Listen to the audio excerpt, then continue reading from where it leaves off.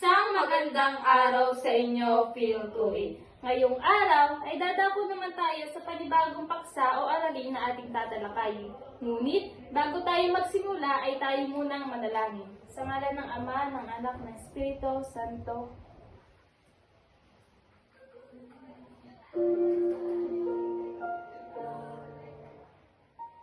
Panginoon, salamat po sa panibagong araw na ito upang kami ay matuto. Buksan niyo po ang aming isipan upang lubos na maintindihan ang aming mga aralin. Bigyan niyo din po ang aming mga guro, mga magulang, at mga kapag-aral ng lakas ng katawan at isipan na masigit namin kailangan sa araw-araw sa panahong ito. Ang lahat po ng ito ay aming dinadalangin sa iyo, aming Diyos Ama. Amen.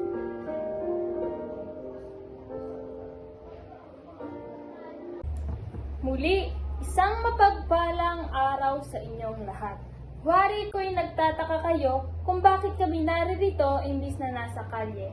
Bago ang lahat, ay nais muna namin sa inyo ay magpakilala. Ako, si Enforcer April Limpiol at siya naman aking kasama na si Enforcer Nazarene Mendoza. Ngayong araw ay magkakaroon tayo ng isang paglalakbay kasama ang ating mga kaibigang tsuper sakay ng kanya-kanyang sasakyan. Ang rason kung bakit kami naririto ay upang gabayan at tulungan kayo nang hindi kayo maligaw sa lugar na dapat niyong puntahan. At sa tulang naming magkasama ay magiging masaya, kapanapanabik at puno ng aral ang ating paglalakbay na isasagawa. Ngunit, bago tayo magsimula, narito ang busina check upang maging maayos at ligtas ang ating paglalakbay. Sa letrang B, bigyan ng respeto ang nagsasalita. Sa letrang U, unawain ang bawat paksang mapag-uusapan. Sa letrang S, siguraduhin at panatilihin ang kalinisan at kaayusan. Sa letrang I, isapuso ang bawat aral na matututunan. At sa letrang N, nalalamang kaalaman ay ibahagi kung kinakailangan. At sa letrang A, alisin ang negatibo sa isipan, makisaya at matuto ng sama-sama. Bago tayo magsimula ay sino ang kalihim ng klase? Nais naming malaman kung sino ang hindi nagawang makasama sa paglalakbay natin sa araw na ito. Maraming salamat. Para sa layunin ng ating aralin, inyong pakinggan at unawain. Matapos ang aralin na ito, kayo ay inaasahang matukoy ang kahulugan ng sintaksis o syntax, mapahalagahan ang kahalagahan ng tamang paggamit ng mga uri ng pangungusap sa pakikipagtalastasan. At ang panghuli, makabubuo ng sariling halimbawa ng predikatibo at di-predikatibong pangungusap. Ang ating paglalakbay ay magsisimula na, ngunit meron muna tayong mga hamon at pagsubok sa daan na kailangang lampasan. Ang unang pagsubok na ito ay tatawaging Say the Color Challenge. Para sa mechanics, pipili ang guro ng ilang mag-aaral na makikilahok sa gawain. Ipapakita ng guro ang mga salitang may kulay sa harap ng klase. Pangatlo, babasahin ng mga mag-aaral ang kulay ng mga titik at hindi ang mismong salitang nakasulat sa loob lamang ng 1 minuto. Kailangang sabihin ng mag-aaral ng mabilis at malinaw ang kulay ng bawat salita. At ang panghuli, ang mag-aaral na magbibigay ng tamang sagot sa pinakamaikling oras ay makatatanggap ng para sa unang kalahok, Ginoong Leines Mangyaring Tumayo.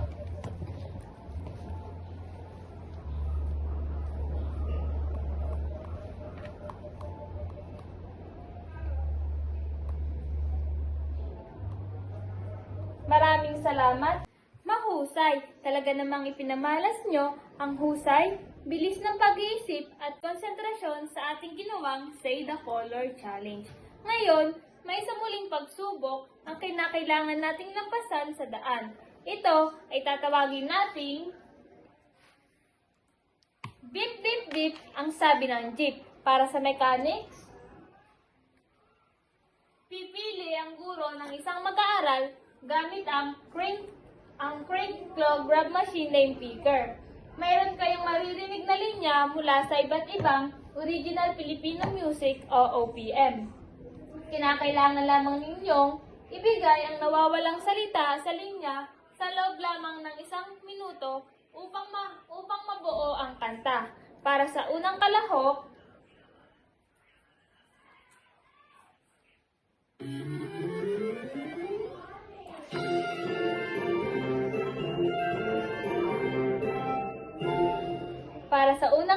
tinatawagan ko si Binibining Baron. Mangyaring magpunta dito sa unahan.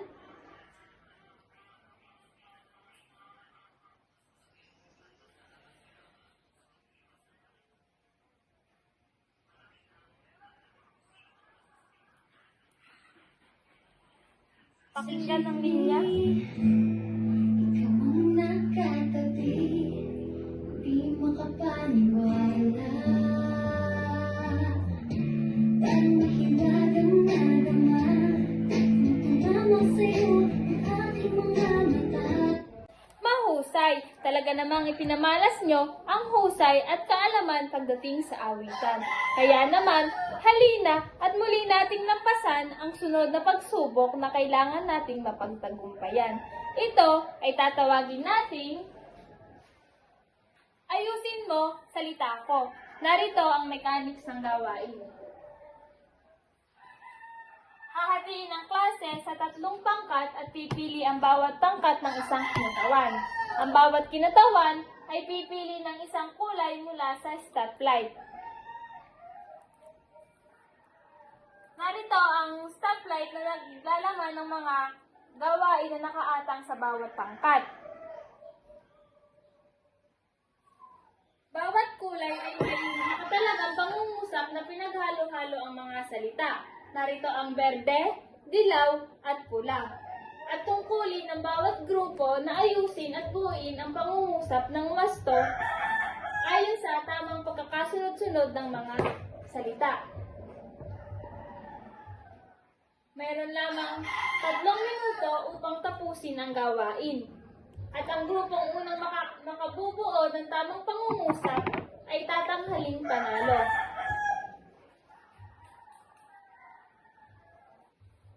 Para sa pangkat berde,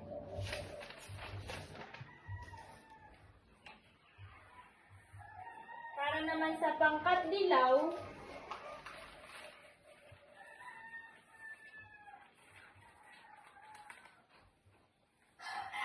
at para naman sa pangkat pula,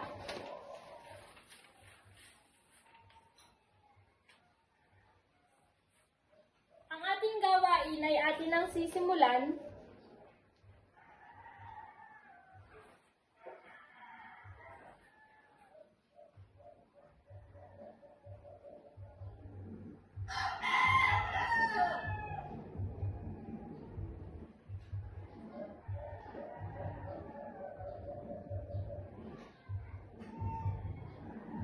mahusay. Talaga namang ipinamalas nyo ang husay sa pagsasaayos ng mga salita upang makabuo ng isang makabuluhang pangungusap. Nalampasan na natin ang ilang mga pagsubok sa daan. Ngayon, kayo ba ay handa na upang makakuha ng kaalaman mula sa ating paglalakbay? Kayo ba ay handa na? Kung gayon, ngayon tayo naman ay tutungo sa daan patungo sa kaalaman. Ngayon, narito na tayo sa daan patungo sa kaalaman.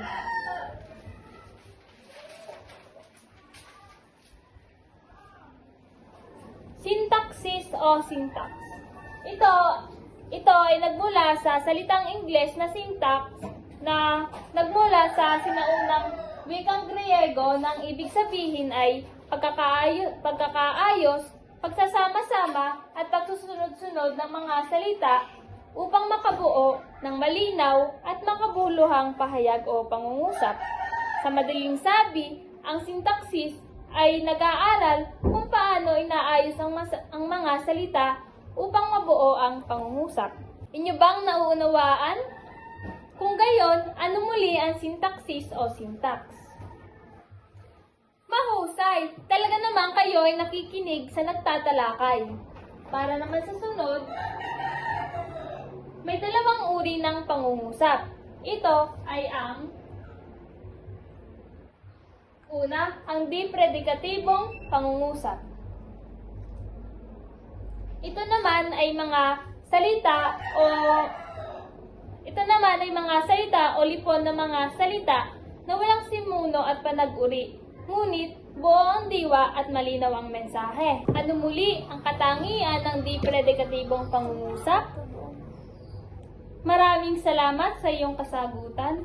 Ginoong Perez, sa iyong palagay, kailan pinakamainam gamitin ang ganitong uri ng pangungusap sa pang-araw-araw na usapan? Mahusay, tumpak ang iyong kasagutan. Mayroong mga uri ng depredikatibong pangungusap. At ang unang uri ay ang sambitlang panawag. Ito ay pagtawag sa tao sa pamamagitan ng sambitla. Sa madaling sabi, ito ay bigla ang pagtawag sa isang tao gamit nga ang sambitla. Halimbawa na lamang ay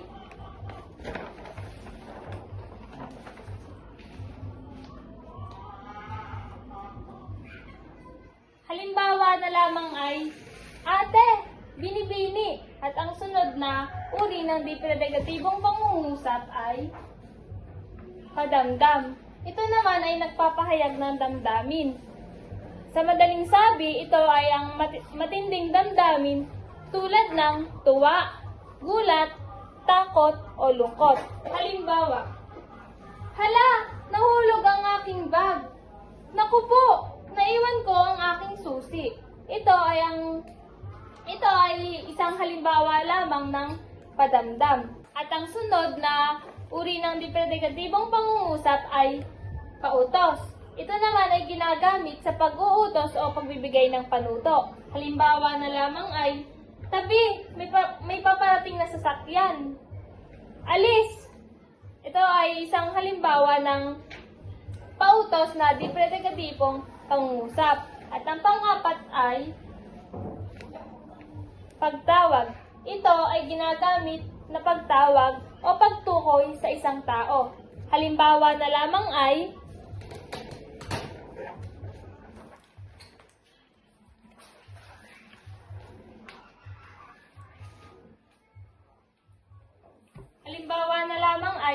Ale, magkano po ito? Kapatid, sama ka sa amin. At ang panglimang uri ay pangkalikasan. Ito ay pangyayaring pangkalikasan. Sa madaling sabi, ito ay nagsasaad ng pangyayaring may kinalaman sa kalikasan. Halimbawa na lamang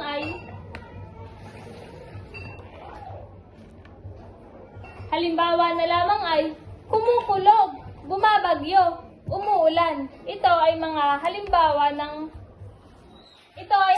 halimbawa ng pangkalikasan na uri ng depredikatibong pangungusap. At ang sunod, panagot na tanong. Ito ay ginagamit bilang panagot na tanong, karaniwang oo o hindi. Halimbawa na lamang ay opo at hindi po. At ang sumunod ay panahon. Ito naman ay nagsasaad ng panahon kung kailan nangyari ang isang gawain. Halimbawa na lamang ay bukas, kahapon, or sa makalawa. At ang sumunod ay pagbati. Ito naman ay nagsasaad ng pahayag na pagbati o pakipagkamustahan. Halimbawa na lamang ay magandang araw po, kumusta na? At ang sunod, pagpapaalam. Ito naman ay nagsasaad ng pagpapaalam o pagpapaunawa bago umalis o pumasok sa sa isang bahay o establishmento. Halimbawa na lamang ay makikiraan po, papasok po. At kung ito naman ay gagamitin sa pangungusap, halimbawa na lamang ay makikiraan po, may dadaan lang po, papasok po, salamat. At ang sunod ay pamuling tanong. Ito naman ay pangungusap na nais ulitin ang sinabi ng kausap. Ito ay tanong na inuulit o pinagtitibay ang sinabi ng kausap. Halimbawa na lamang ay, ano nga? Paano nga ito? At kung ito ay gagamitin sa pangungusap, halimbawa na lamang ay, ano nga? Pakiulit po. Paano nga ito? Hindi ko maintindihan. At ang sunod na uri ay pampook. Ito naman ay pangungusap na sumasagot sa tanong na saan. Halimbawa na lamang ay sa paaralan, sa Maynila, sa kolehiyo ng lungsod ng Lipa. At kung ito ay gagamitin natin sa pangungusap, maaaring sa paaralan ng aming pagpupulong bukas. Sa Maynila naman nagtatrabaho si Ginoong Salazar. At ang sunod na uri ng di predikatibong pangungusap ay pakiusap. Ito ay ginagamit kapag nakikiusap o humihiling ng magalang. Halimbawa na lamang ay, pwede ba? Maaari po. At sa pangungusap naman ay, pwede bang makahiram ng lapis? Maaari po magtanong sandali. At ang sunod ay ang at ang panghuli ay ang existential. Ito naman ay pangungusap na nagsasaad ng pagkamayroon o pagkawala. Halimbawa na lamang ay, may tao, wala na. Inyo bang naunawaan ang aking tinalakay? Kung gayon, ngayon tinatawagan ko ang aking kapartner na si Traffic Enforcer na Sarin Mendoza upang ipagpatuloy ang ating talakayan. Ngayon naman ay ating tatalakayin ang predikatibong pangungusap. Kapag sinabing predikatibong pangusap, ito ay nagsasaad ng mga paksa at panag-uri. At meron din itong bahagi ng pangusap. Ito naman ay binubuo ng paksa, simuno at panag-uri. At para naman sa paksa, ito ay ang pinag-uusapan sa pangusap na maaaring tao, bagay, puok o pangyayari. Inyo bang naunawaan ang aking tinalakay? Ngayon, kung inyong naunawaan ang aking tinalakay, ay mayroon lamang akong inihandang isang katanungan. Muli, ano nga ulit ang ibig sabihin ng paksa sa pangungusap? Mahusay! Tunay nga namang inyong naunawaan ang aking unang tinalakay. At ngayon naman, tayo ay dadako sa mga uri ng paksa. Ang unang uri ng paksa ay ang paksang pangalan.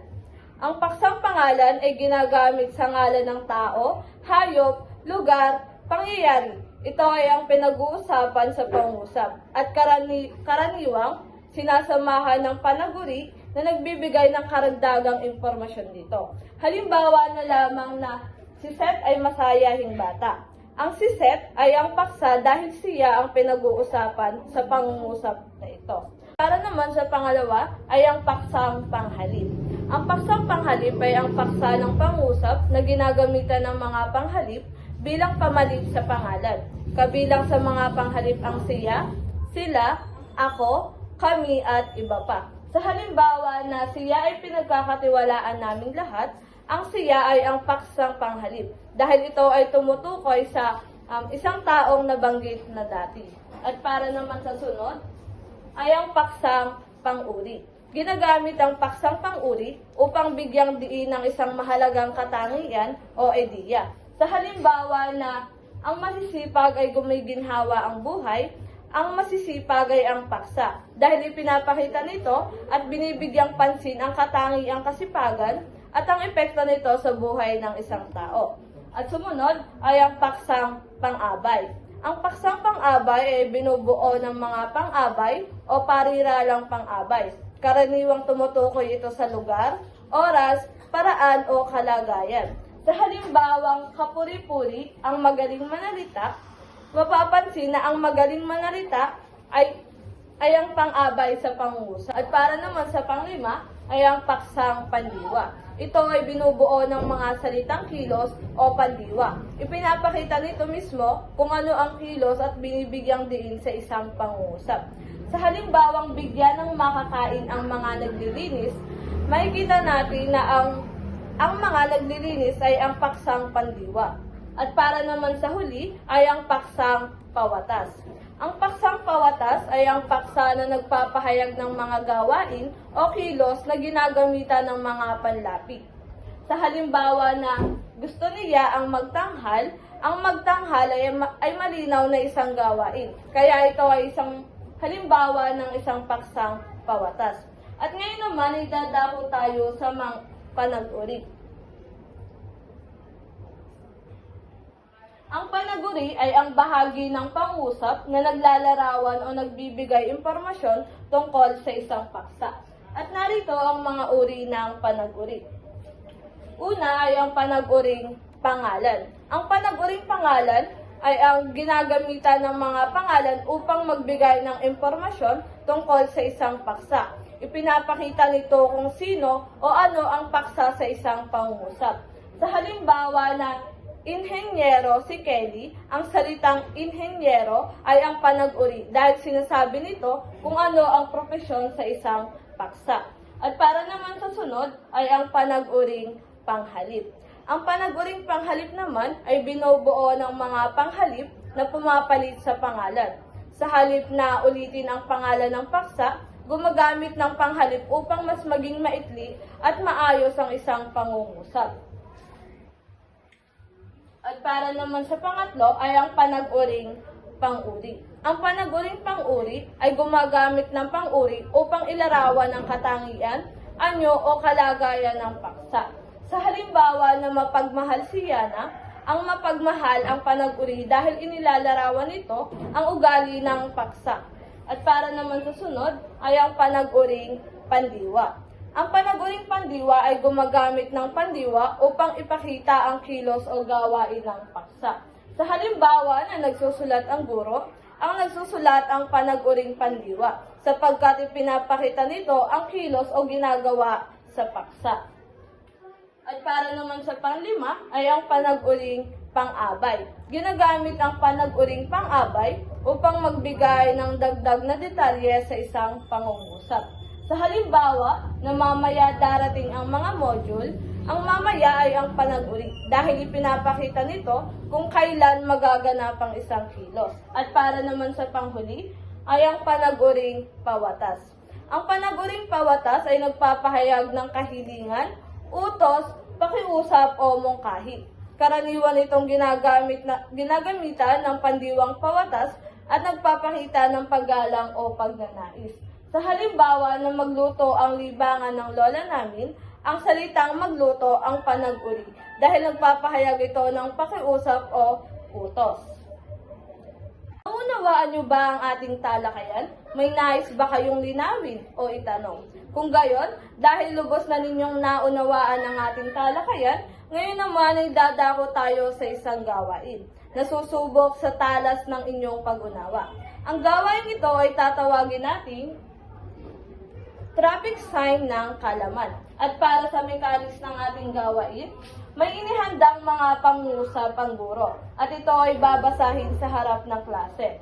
Ang guro ay pipili ng kalahok na sasagot sa bawat tanong gamit ang crane claw grab machine named Peter.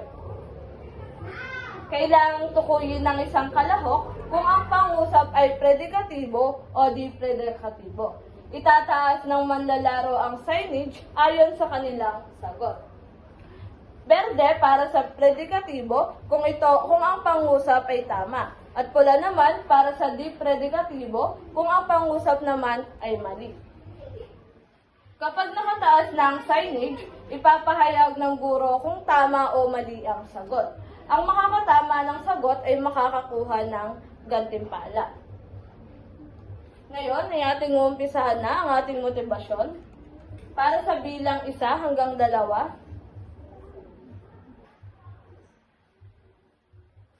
Para sa bilang 3 hanggang 4.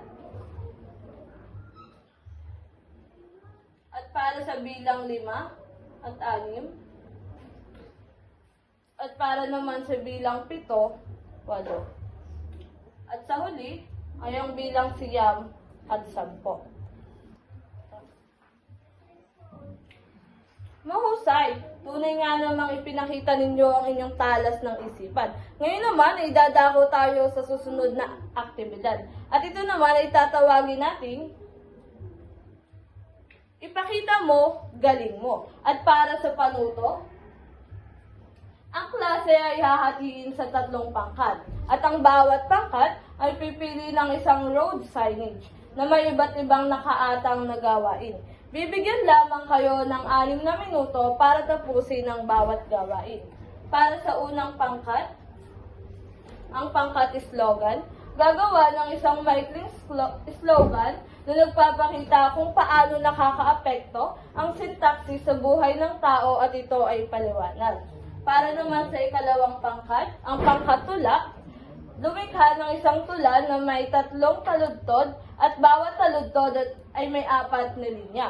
Ang tula na gagawin ay tungkol sa kahalagahan ng syntax at sa dulong bahagi ng bawat linya ay tutukuyin kung ito ay predikatibo at di predikatibo. At para naman sa huling pangkat, ang pangkat dula-dulaan, gagawa ng isang maikling dula-dulaan na nagpapakita ng iba't ibang uri ng pangungusap. Dapat tiyakin na ang dula ay naglalaman ng mga halimbawa ng di predikatibong pangusap at predikatibong pangungusap. At narito ang pamantayan sa pagmamarka. Para sa nilalaman, malinaw ang pagkakabuo ng ideya na mayroong 30 puntos. At para naman sa kaangkupan ng ideya, may kaugnayan sa paksa ang nabuong ideya na mayroong 10 puntos. At para naman sa presentasyon, na nagpamalas ng pagkamalikhain na meron ding 10 puntos. Ito ang 50 puntos. Mahusay! Talaga namang ang bawat isa ay nagpakita ng dedikasyon para makabuo ng isang magandang presentasyon. Sa puntong ito ng ating paglalakbay ay dadako naman tayo sa isa pang hamon na ito ay tatawagin natin tsuper ng buhay mo. Ang buhay natin ay parang buhay kalsada. Maraming daan ang kinakailangang daanan bago makarating sa paroroonan. Bilang tsuper ng inyong salita, gaano kahalaga sa iyo ang pagkakaroon ng maayos na pagkakasunod-sunod ng mga salita at paggamit ng wastong uri ng pangungusap sa pakikipag-usap sa araw-araw? At ngayon naman ay dadako tayo sa daan tungo sa pagkakaunawaan. Bilang ikaw na tsuper ng iyong buhay, na maraming nakakasalamuha araw-araw sa daan, paano mo magagamit ang sintaksis sa pagbuo ng isang malinaw na pangungusap at epektibong pakikipagtalastasan? Mahusay! Talaga naman kayo ay maraming natutunan sa ating talakayan. At ngayon, upang malaman at mataya ang inyong mga natutunan, ay may inihanda akong katanungan na kailangan ninyong sagutin. At para sa pagtataya, narito ang panuto. Basahin at unawain ang bawat pahayag. Piliin ang titik ng tamang sagot. Para sa bilang 1,